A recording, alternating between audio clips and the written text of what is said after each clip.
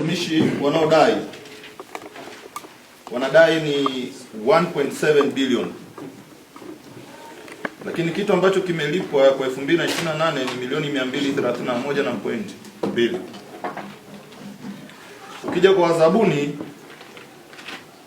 wanadai bilioni 1.7 na pointi nyingine, lakini pesa zilizolipwa kwa 2026 ni milioni 34.5. Ukija jumla ya madeni yote ni bilioni 3.2. Sasa najiuliza, ukitaka kufanya uwiano wa pesa zilizolipwa kwa watumishi na pesa zilizolipwa kwa wazabuni, ni ardhi na mbingu. Nataka kujua sababu ni nini na mkakati ni upi wa kuweza kuwalipa wazabuni na kuwalipa watumishi.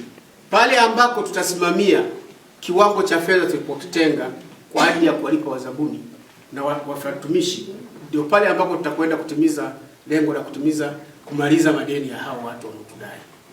Mheshimiwa Mwenyekiti, sisi sote humu ndani tuna dhamana ya kuweka mikakati ya pamoja ya kulipa madeni ya watumishi na wazabuni.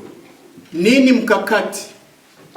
Mkakati ni kuendelea sisi sote hapa kutenga fedha kila mwaka kwa ajili ya kupunguza deni la watumishi na deni la wazabuni.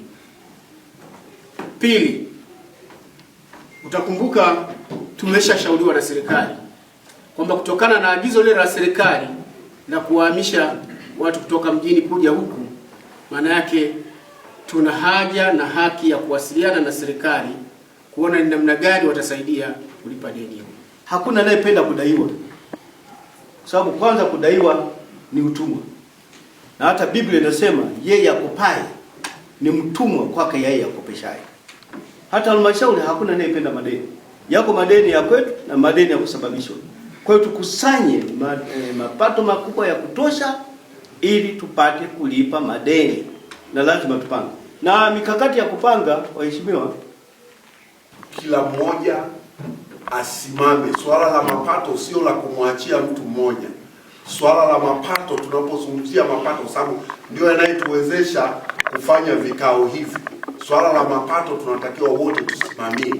Kwa hiyo tunamshukuru kwa sababu sisi madiwani kule kwenye kata ndiko ambako mapato haya yanatoka. Kwa hiyo Mheshimiwa Mwenyekiti wetu wa Chama cha Mapinduzi anajua hayo kama uwezo wetu sisi madiwani, nguvu zetu sisi madiwani, ushawishi wetu sisi madiwani na ushiriki wetu kwa ujumla ndio utakaofanya halmashauri yetu ya wilaya Iringa uweze kupata mapato makubwa.